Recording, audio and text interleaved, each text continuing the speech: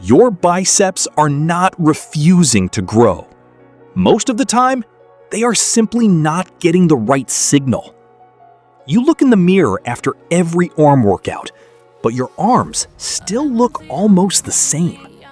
You train hard, you feel the burn, you do curls every week, but the size does not come.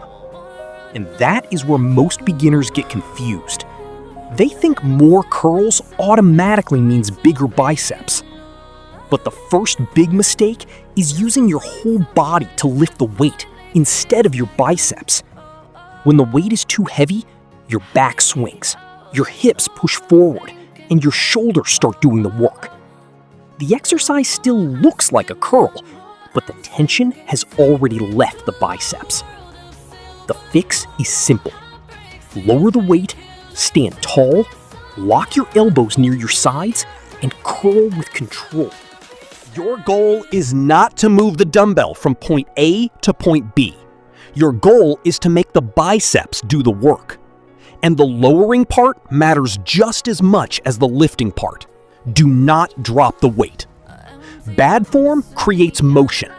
Good form creates tension. And tension is what tells the muscle to grow. Now understand this.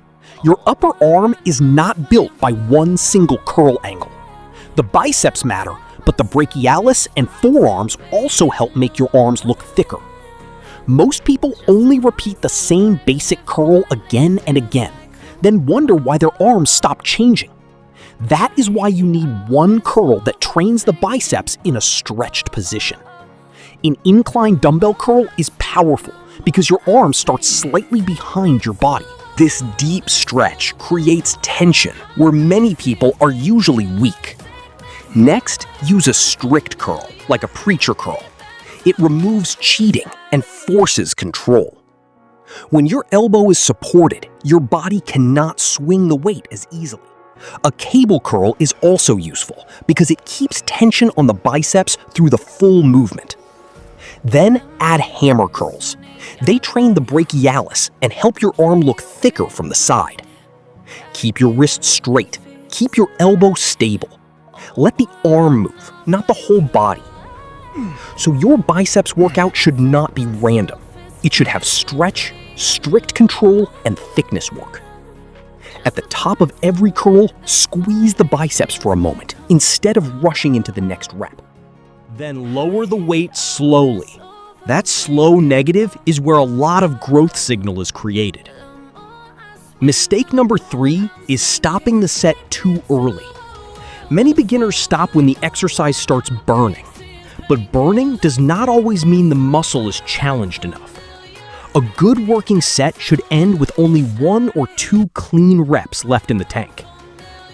Mistake number 4 is changing exercises every week because a new video made something look exciting. If you never track your exercises, your weight, and your reps, you are guessing instead of progressing. Muscle growth needs progressive overload. That means slowly improving your performance over time. Use the same key exercises for 6 to 8 weeks and try to beat your last workout with clean form. Do not chase the heaviest dumbbell in the gym. Chase the best tension on the muscle. If your elbows drift backward, your front shoulders and momentum start helping too much. If your wrist collapses, you lose control and put stress where it does not belong. Keep your wrist straight, your elbow close, and your movement smooth from start to finish. To build fuller biceps, think about training the muscle from different positions, not just lifting heavier. For thicker-looking arms, do not ignore the brachialis. Hammer curls are simple, but extremely useful. Also remember, your biceps already work during back exercises like rows and pull-ups. That means you do not need endless curl sets. Too much volume can become junk volume. Quality sets beat random extra sets. One perfect strict set is better than 5 sloppy ones. Here is a simple plan. First, do incline dumbbell curls for stretch and control. Second, do preacher curls or cable curls for strict tension and a strong squeeze. Third, use an easy bar curl or dumbbell curl if you can keep your elbows stable. And if you train at home, the same rules apply. Control, stretch, squeeze, and progress. Compare your old form with your new form.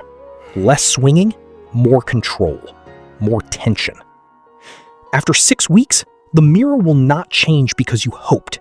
It will change because you trained smarter. Bigger biceps do not come from ego lifting.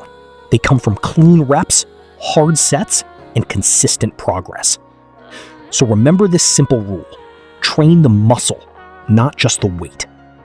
Start with this plan, track every workout, and your biceps will finally have a reason to grow. If you found this video helpful, don't keep it to yourself. Hit the like button so more people can discover these science-based workout tips. Share this video with a friend who's trying to build bigger, stronger arms. And if you want simple, no-nonsense fitness guides that actually help you train smarter, make sure to subscribe and turn on the notification bell. New videos every week to help you build muscle, burn fat, and improve your training, one step at a time. Thanks for watching, and I'll see you in the next workout.